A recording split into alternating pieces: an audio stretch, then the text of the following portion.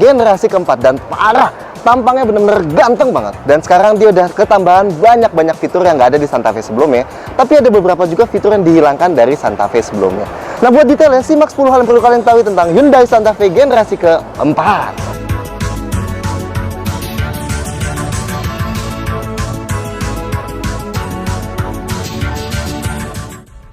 Satu, lebih panjang. Dimensi Santa Fe ini lebih panjang dan lebih lebar dibanding sebelumnya. Wheelbase-nya juga lebih panjang, tapi tingginya sedikit lebih pendek. Dimensi barunya ini bikin Santa Fe jadi lebih mirip secara panjang dan lebar kayak SUV leather frame diesel, semacam Pajero Sport dan Fortuner. Meski harus tetap diingat, ini adalah sebuah SUV monokok kayak Honda CR-V dan Mazda CX-5. Tapi dimensinya jauh lebih besar dibanding mereka. 2. Total 4 varian. Kali ini ada total 4 varian Santa Fe. Santa Fe Gasoline alias mesin bensin varian GLS dan XG, lalu Santa Fe Diesel varian GLS dan XG. Yang paling murah dijual 499 juta on the road Jakarta dan paling mahal 569 juta on the road Jakarta. Alias kenaikan harganya bisa dibilang nggak terlalu jauh dari generasi ketiga sebelumnya. Nice. 3. Transmisi baru 8-speed. Santa Fe baru ini pada dasarnya pakai mesin bensin dan diesel yang sama kayak sebelumnya, tapi ada sedikit perubahan output tenaga. Mesin bensin masih 2400 cc, sekarang tenaganya jadi 170 HP dari sebelumnya 174 HP. Torsinya 225 Nm dan masih pakai transmisi otomatis 6 percepatan. Sedangkan mesin diesel masih 2200 cc, sekarang tenaganya 190 HP dari sebelumnya 194 HP. Torsinya 441 Nm. Yang keren adalah sekarang jadi pakai transmisi otomatis 8 percepatan dari sebelumnya 6 percepatan. Transmisi ini dikatakan membuat tarikan awal dari gigi 1 dan 2 menjadi lebih baik. Sementara adanya gigi tambahan 7 dan 8 membuat konsumsi bahan bakar saat cruising kencang menjadi lebih baik. Gimana rasanya? Kita tunggu nanti di sesi test drive-nya. 4. Bukan meniru Expander. Santa Fe sekarang pakai wajah dengan layout lampu 3 layer. Nah, karena tampang begini, kita dengar banyak banget orang bilang ini niru Expander. Kita tegaskan, ini sama sekali nggak niru Expander. Desain ini adalah tampang Hyundai yang dimulai dari Hyundai Kona yang udah muncul sebelum Expander ada. Dan versi konsep dari Hyundai Kona bahkan udah ada 2 tahun sebelum versi konsep dari Expander ada. Dan lagian tampang dengan layout lampu 3 layer gini udah ada sebelumnya di Citroen Cactus C4, atau sebelumnya lagi di Jeep Cherokee, atau jauh sebelumnya lagi di Nissan Juke. Jadi sekali lagi, ini bukan meniru Expander, apalagi niru Wuling ini. Anyway, grill dengan list honeycomb ini disebut cascading grill, dan di atasnya ada list yang ditarik langsung hingga bagian bawah lampu teratas. Semua lekukan ekstrim trapezoidal di depan ini ngasih bentuk yang jauh dari membosankan dari depan dan ngasih presensi yang mewah dan agresif, tapi nggak berlebihan.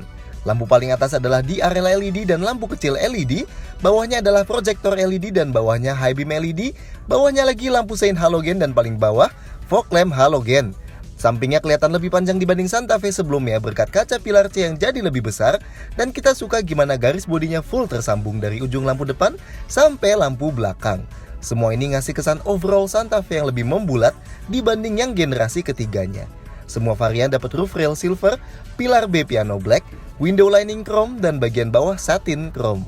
Detail minornya adalah spion yang sekarang terhubung ke bodi untuk mengurangi suara angin dan blind spot dibanding sebelumnya yang di pilar A. Kita juga suka handle pintu yang disusun pakai 2 warna seamless, body color dan warna chrome ini.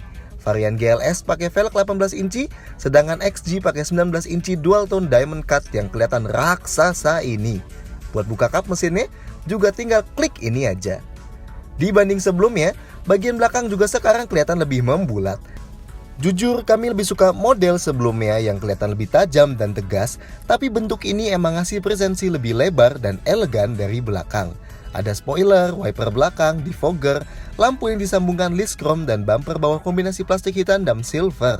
Buat bedain varian, kalau yang bermesin bensin GLS itu nggak ada emblem variannya di sebelah kanan. Kalau bensin XG ada tulisannya XG aja. Sedangkan diesel GLS tulisannya 22D, diesel XG tulisannya XG22D.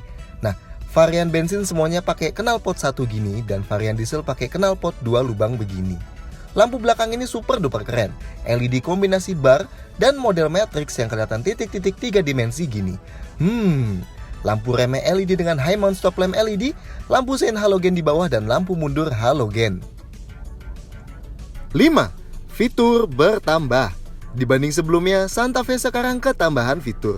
Dari yang paling kelihatan dulu, rem parkir sekarang nggak pakai model di kaki, tapi jadi pakai model yang elektrik gini. Dan langsung ada tambahan fitur brake hold yang berarti di macet nggak usah tahan-tahan pedal rem terus-terusan lagi. Nice! Lalu fitur passive keyless entry ini juga baru, jadi masuk mobil nggak usah pencet kunci, cukup klik aja tombol hitam ini. Begitu juga tombol start stop mesin akhirnya di sini ada. Tambahan lagi, sekarang ada paddle shift di belakang setir. Super nice! Masih ingat drive mode yang ada di Santa Fe sebelumnya? Well, sekarang modenya nambah, ada mode smart yang bisa ganti mode sendiri sesuai gaya berkendara kita. Khusus varian XG, sekarang lampu kabinnya jadi pakai LED kayak gini, sedangkan yang GLS halogen. Dan safety-nya juga paling kerasa nambah di sini. Selain 4 rem cakram kayak sebelumnya, juga ABS CBD, sekarang akhirnya tersedia traction control dan stability control di Santa Fe. Yeah, akhirnya. Dan langsung ada tambahan hill start assist juga, plus hill descent control ini yang masih termasuk jarang. Oke lah. Sayangnya airbag tetap hanya 2 aja. Sekarang terasa kurang buat mobil 500 jutaan. Begitu juga auto up down power window yang hanya ada buat sisi driver aja. Sementara fitur yang berkurang dari Santa Fe sebelumnya adalah kamera 4 titik yang sekarang jadi nggak ada sama sekali. Begitu juga head unit dari 8 inci sekarang jadi 5 inci aja. Spion tengah elektrokromatik yang sempat ada di Santa Fe awal-awal juga nggak dipakein lagi.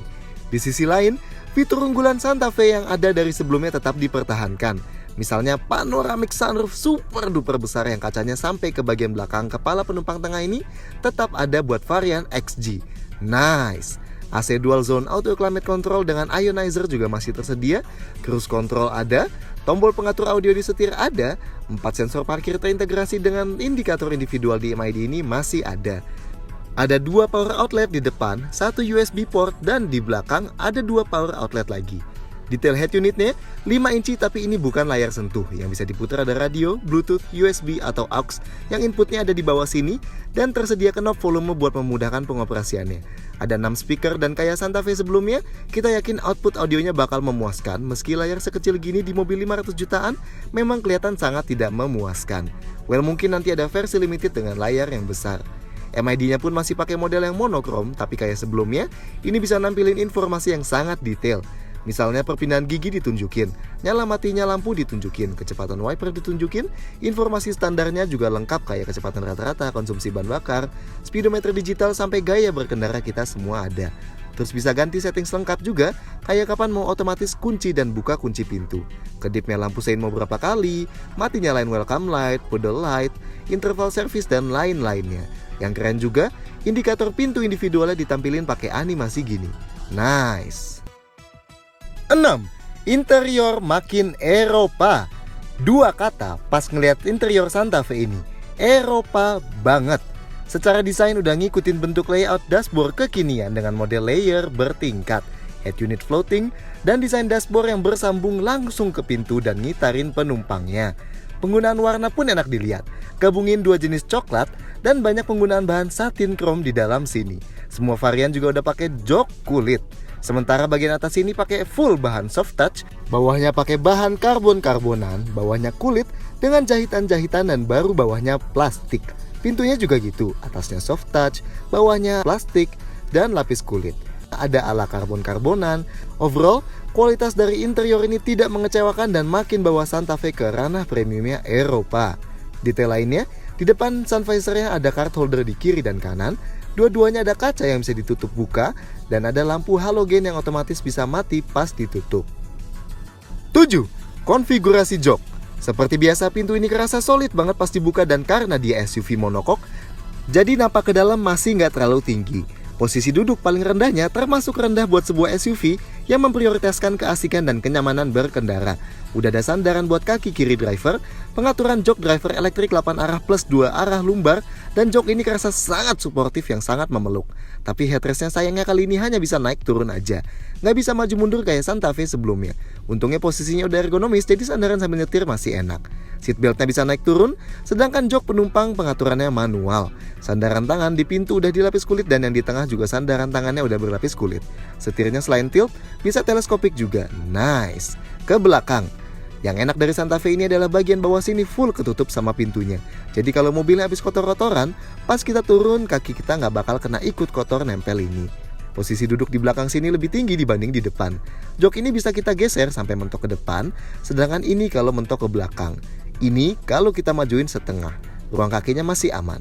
Ruang kepala masih luas banget di sini yang enaknya. Ini sunroof masih memanjang sampai belakang kepala kita. Super nice. Jok ini sudut sandarannya bisa diubah pakai tuas di bawah sampai serebah ini. Kalau mau duduk bertiga di tengah, lantainya rata dari kiri ke kanan, jadi kita bisa stay di tengah kakinya. Dudukan ini sedikit lebih tinggi dibanding kiri kanan, tapi masih kerasa cukup empuk. Sandarannya emang keras, tapi enaknya udah ada headrest adjustable. Yang sayangnya, seatbeltnya kali ini malah jadi 2 titik aja di tengah sini. Nah, di tengah ini masih bisa dijadiin armrest. Kalau mau ke belakang, kalau lewat sebelah kanan, kita harus jatuhin joknya secara manual terus majuin.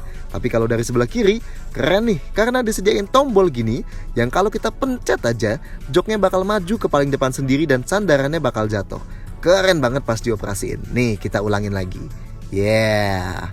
Nah, buat napak ke belakang emang gak bisa dibilang luas. Nah, ini kalau ruang kakinya, kalau jok depan kita majuin setengah.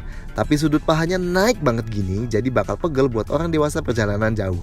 Ruang kepalanya masih aman, dan ada headrest adjustable. Sudut jok ini fix dan lumayan tegak. Udah ada kontrol AC di belakang buat varian XG. Sedangkan buat keluar dari sini, kalau lewat sebelah kiri ada tali warna merah yang kalau ditarik gini, sandaran jok depannya bakal langsung jatuh dan jadi bisa didorong. Oke. 8. Bagasi. Sama kayak sebelumnya, belum ada bagasi elektrik di sini, tapi bukanya udah pakai tombol alias bukan pakai handle fisikal. Kapasitas bagasinya pas semua jok dibuka sekarang bertambah, jadi termasuk lumayan besar dan jauh kalau dibanding sama sebelumnya. Di bawah sini ada tempat parcel shelf dan ada kompartemen tambahan. Kalau mau lipat jok, tinggal tarik aja talinya, dan ini rata banget lantainya. Parcel shelf ini bisa dipasang di 2 tempat berbeda, tinggal sesuaikan aja sesuai joknya di recline seberapa. Kalau mau lipat jok tengah, tinggal klik 1 tombol ini aja dan ini lantainya super rata dan luas sampai depan. Mantap. Oh, dan meski masih manual, tapi nutup bagasi ini termasuk ringan tapi solid. Oke. 9. Jangan lupa Pertamina Dex. Tenaga mesin diesel Santa Fe ini adalah salah satu yang terkuat di kelasnya, atau justru emang yang paling kuat, dan itu pun didapat dari angka kapasitas mesin yang paling kecil dibanding yang lain. Buat mendapat tenaga segede ini, dibutuhkan komponen super presisi dan tekanan ekstra besar, yang mengharuskan mesin dieselnya pakai bahan bakar berkualitas sangat tinggi. Dalam hal ini, hanya dibolehkan pakai Pertamina Dex saja. 10. Garansi unlimited kilometer. Sejak Agustus 2018, setiap produk mobil penumpang Hyundai Indonesia termasuk Santa Fe ini mendapat garansi baru 5 tahun atau unlimited kilometer alias kilometer tidak terbatas. Selain itu, ada juga gratis jasa servis perawatan berkala sebanyak 11 kali atau sampai dengan 100.000 kilometer. Mantap! So, gimana menurut kalian soal Hyundai Santa Fe ini? Silahkan sampaikan komentar kalian di bawah, klik like, dan jangan lupa subscribe ke channel YouTube Car Indonesia supaya nggak ketinggalan sama video-video kayak gini lainnya. Dan buat lihat langsung mobilnya, silahkan langsung datang ke ICE BSD buat datang ke pameran Gias 2018. See you next time! Discover the latest ideas from passenger cars and commercial vehicles sole agents and 250 supporting brands in the automotive industry. Inspire yourself at Gias 2018.